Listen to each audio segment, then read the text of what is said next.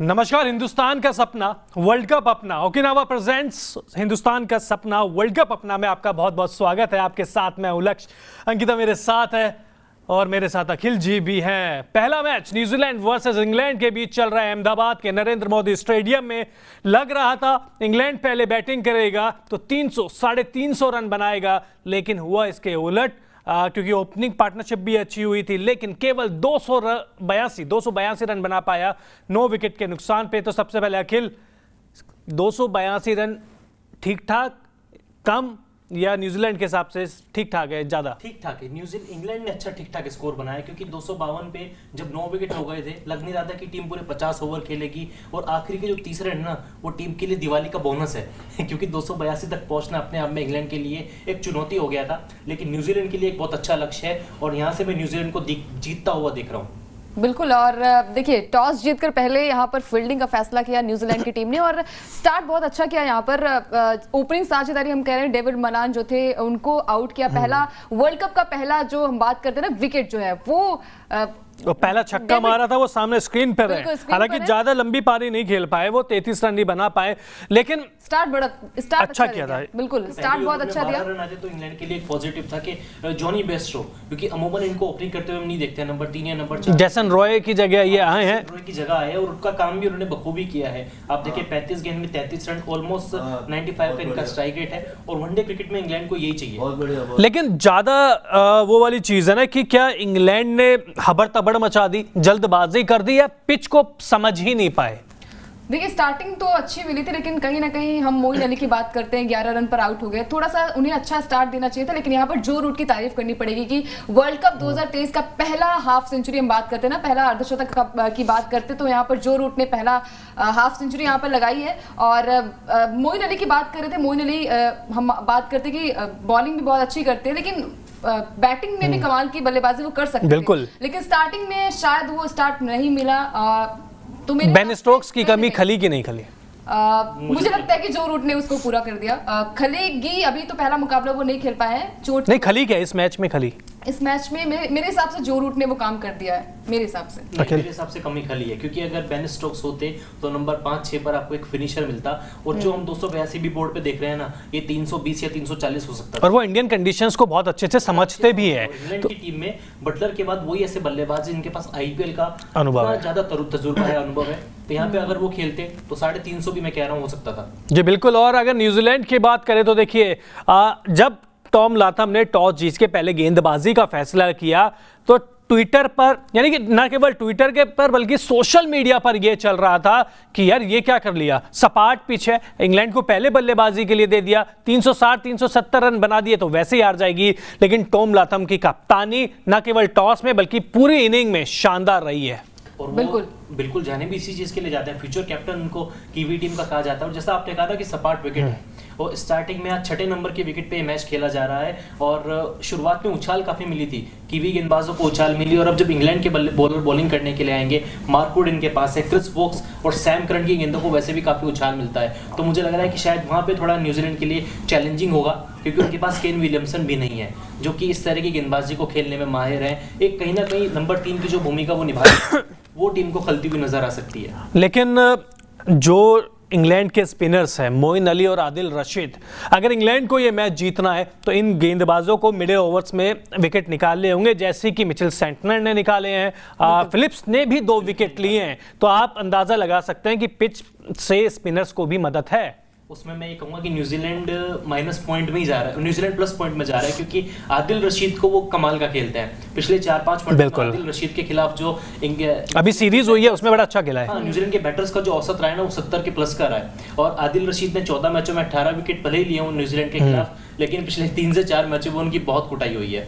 खासतौर पे ग्लेन। लेकिन ऑप्शंस है अंकिता, ये तो मोइन अली है, लिविंगस्टन भी है, जो रूट भी गेंदबाजी भी करा लेते हैं, आदिल रशीद तो है। मतलब जहां पर अहमदाबाद की पिच पर अगर स्पिनर्स को मदद मिल रही है, इनके पास 4 ऑप्शन है। बिल्कुल है। और का नाम भी उसमें जोड़ूंगा, हैरी ब्रूक का भी नाम यहाँ पर। हैरी ब्रूक मतलब ठीक है, मतलब जो काम ग्लेन फिलिप ने किया है ना न्यूजीलैंड के लिए, बट वो काम मैं जो रूट को मानूंगा, मतलब ब्रूक्स थोड़ा वैसे हो, आप कह सकते हो कि हाँ वो ऑलराउंडर में उनको गिनूंगा क्योंकि वो बॉलिंग कर लेते हैं, लेकिन ग्लेन फिलिप बॉलिंग नहीं करते। आज उन्होंने 2 बड़े विकेट लिए, मोइन अली को आउट किया, जो रूट को आउट किया, और वो कम शायद है, और विकेट भी लिया है। देखो विकेट भी लिया है और बीट भी किया है उन्होंने, ऐसा नहीं है कि 2 विकेट ही लिए हैं, उन्होंने लगातार बीट किया है।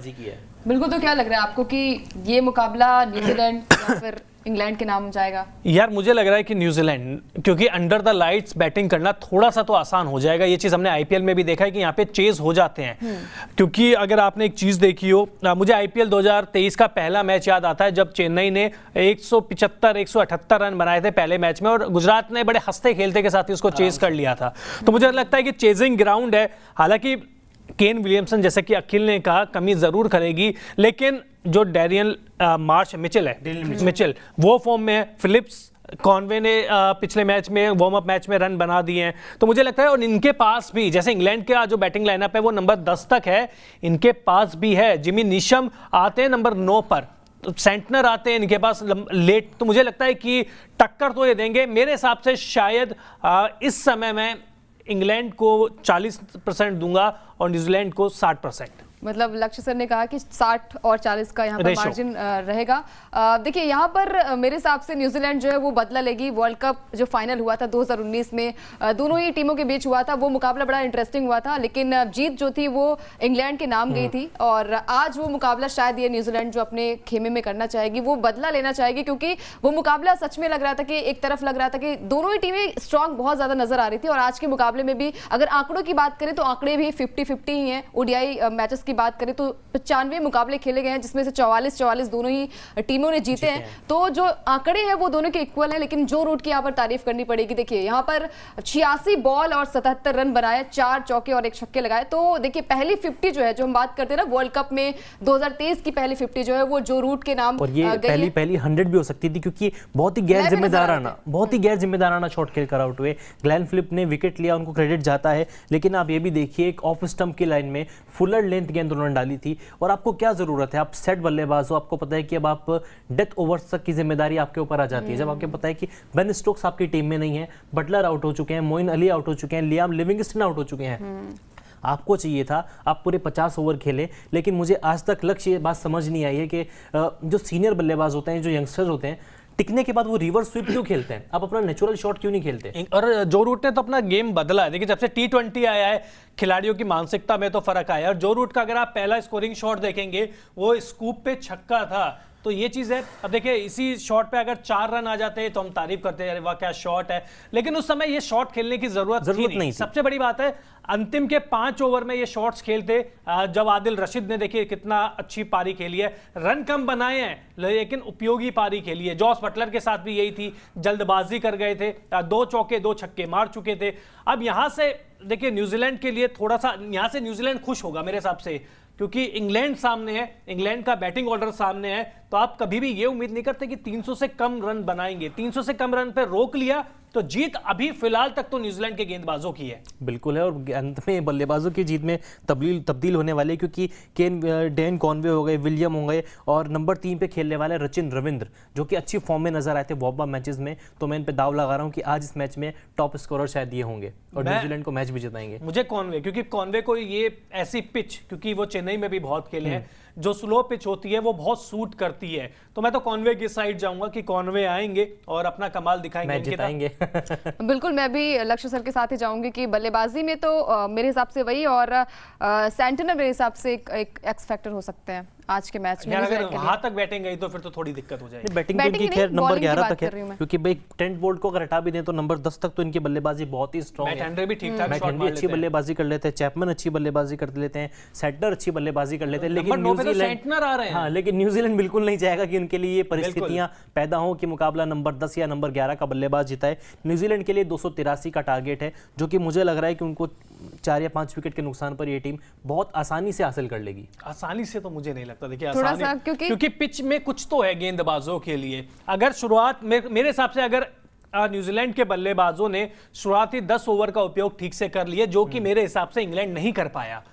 10 ओवर में 51 रन बनाए, लेकिन इस पिच के हिसाब से वो 51 रन बहुत कम थे। कम से कम 70 से 80 रन बनाने चाहिए थे। डेविड मिलान स्ट्रगल करते रहे, ब्रेट बेस्टो लगातार शॉट्स खेल रहे थे। तो मुझे लगता है कि शायद पावर प्ले का इस्तेमाल करना बहुत ज़रूरी होगा।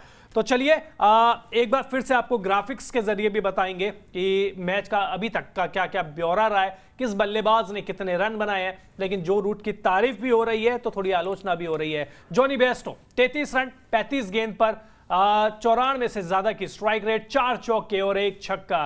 बेस इन्होंने तैयार कर दिया था। हैरी ब्रुक्स जब से आईपीएल में मोटी रकम पे बिके हैं, इनका टाइम खराब चल रहा है। 25 रन इन्होंने बनाए, हालांकि तेज तर्रार बनाए, लेकिन ऐसे खिलाड़ी को केवल 25 रन बनाने के लिए अपनी टीम में कोई भी शामिल नहीं करेगा।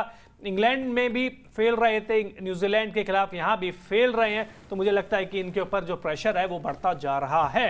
हैरी ब्रुक्स आपकी स्क्रीन पे दिख रहा है। हैरी ब्रुक्स डिसअपॉइंटेड आप लोग? मैं तो बिल्कुल डिसअपॉइंटेड हूँ, क्योंकि इनको भी वर्ल्ड कप में जैसे हमारे अश्विन की एंट्री हुई है, इनकी भी एंट्री हुई, जेसन रॉय की जगह इनको टीम में चुना गया है। और टीम बहुत डिपेंडेंट करती है इस खिलाड़ी के ऊपर, क्योंकि बेन स्टोक्स हैं, लियाम लिविंगस्टन है, लेकिन एक खिलाड़ी ऐसा चाहिए जो पारी को बीच में थोड़ा बेस दे सके। वो काम करने में फ्लॉप रहे। और जैसा लक्ष्य ने बड़ी सही बात कही कि किसी भी खिलाड़ी को 25 रन बनाने के लिए तो मैं प्लेइंग 11 में नहीं चुनूंगा।